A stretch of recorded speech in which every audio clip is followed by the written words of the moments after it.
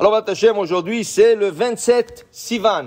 Aujourd'hui, c'est la Iloula de un de grands Tanaïm, Rabbi Hanina ben Teradion. Rabbi Hanina ben Teradion, c'est le beau-père de Rabbi Meir Baal Hanes. Rabbi Meir Baal Hanes, il a épousé sa fille Berouria. Il avait deux filles. Une était mariée à Rabbi Meir Baal Hanes, une était célibataire. Rabbi Hanina ben Teradion, c'était un des 10 martyrs que les Romains ont attrapé et ils l'ont tué avec une mort atroce. Lui, il enseignait la Torah quand c'était interdit. Il n'avait pas peur. Il enseignait la Torah en public. Et quand on dit en public, c'est pas 1, 2, 10, c'est à 100, 1000 personnes comme ça. Et la Gemara nous relate qu'une fois, il est parti voir son rabbin, son rav qui était Rabbi aussi, Ben Kisma, et lui a dit, Rabbi, qu'est-ce que vous pensez de cette situation? Il dit, mais écoute, j'ai écouté sur toi, tu fais la Torah en public, tu n'as pas peur? Il dit non. Il dit oui, mais écoute, tu te mets en danger. Tu te mets en danger parce qu'ils vont t'attraper et ça va être pas bon ni pour toi ni pour le Sefer Torah avec lequel tu enseignes. Et à la fin, ils l'ont attrapé. Ils l'ont attrapé, ils l'ont enroulé avec le Sefer Torah avec lequel il était en train d'enseigner et ils l'ont brûlé. Mais ils l'ont brûlé d'une manière atroce qu'ils ont mis de coton mouillé sur son cœur pour qu'il ne meure pas vite, pour qu'il souffre.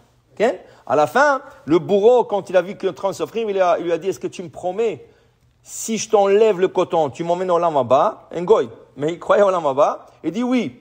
Alors jure-moi, il lui a juré, il lui a enlevé le coton du cœur, le Rabbi Hanina ben Teradion, tout de suite, il a pris feu, il est mort, et le bourreau, il a sauté dans le feu, il est mort, et une voix céleste l'a dit, Rabbi Hanina ben Teradion et son bourreau au Olam Haba.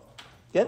Alors Rabbi Yehuda Hanassi, quand il a vu ça, il a commencé à pleurer. Ce goy n'a jamais fait aucune mitzvah dans sa vie, voilà qu'il va au Olam Haba. En 2 minutes, il a gagné au Olam Haba. Elle a dit, comment un juif, il peut travailler 70 ans, il n'est même pas sûr qu'il va à Olam Haba, et celui-là, il est en 2 minutes, il est parti au Olam Haba. Aya boché Rabbi, il prenait ça. Mais pour dire, Rabbi Hanina ben Teradion, c'était une des grandes sommités de l'époque, qui enseignait la Torah. Alors lui, après son décès, malheureusement, ils ont capturé sa fille.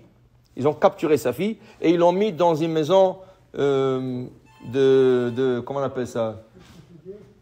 C'est ça, de débauche. Une maison de débauche. Et Brouria, il a demandé à son mari, Rabbi Meir, va sauver ma sœur. Il dit, comment je peux sauver ta sœur? C'est dangereux. Ils vont me tuer si je rentre là-bas. Il dit, non, n'arrêtez pas, c'est ma sœur, c'est ma sœur. Alors, à la fin, Rabbi Meir Baal Hanes s'est déguisé, mais il a dit à sa femme, à une condition, si là-bas, elle s'est impurifiée, je ne lui sauve pas. Il dit, qu'est-ce que tu as besoin de faire? Il s'est déguisé comme un ministre. Il est parti là-bas. Alors, il lui a ouvert le pot, tout ça. Il est rentré et il a vu la fille. Il lui a dit, ok, je veux cela. Je veux elle.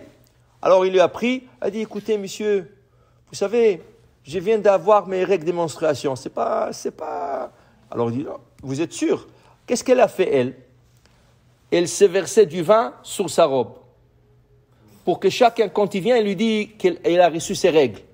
Il a compris qu'elle restait pure.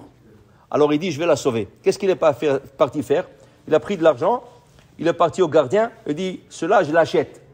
Je vais l'acheter, je vais la sortir d'ici. Non, je ne vais pas la sortir. Chaque soir, il vient, il compte les femmes, là. Ici, il va voir qui manque, ils vont me tuer.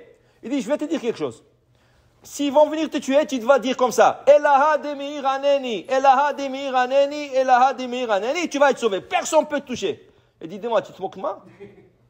Il dit, je te promets, si tu dis ça, tu vas être sauvé. Il ne voulait pas lui donner. Donc, il est parti, Rabbi Meir. Le soir, ce gardien, il sort de la prison. Il y avait une charge de garde. Quand il sort dans la rue la nuit, 2 chiens grands, noirs, ils viennent pour l'attaquer, pour le dévorer, pour le déchiqueter. Alors lui, il ne savait pas quoi faire. Alors il se rappelait, qu'est-ce qu'il lui a dit, Rabbi Meir? Alors il a commencé à dire, j'ai rien à perdre. Et là, des Meir Haneni, là, des Meir Haneni, et là, des Meir Haneni. Les chiens sont partis. Alors il a compris que c'est vrai. Le lendemain, Rabbi Meir est venu. Il dit, dis-moi, il savait Rabbi Meir. Il dit, dis-moi, maintenant tu vas me donner la fille? Il dit, oui, je te donne maintenant. Donne-moi de l'argent.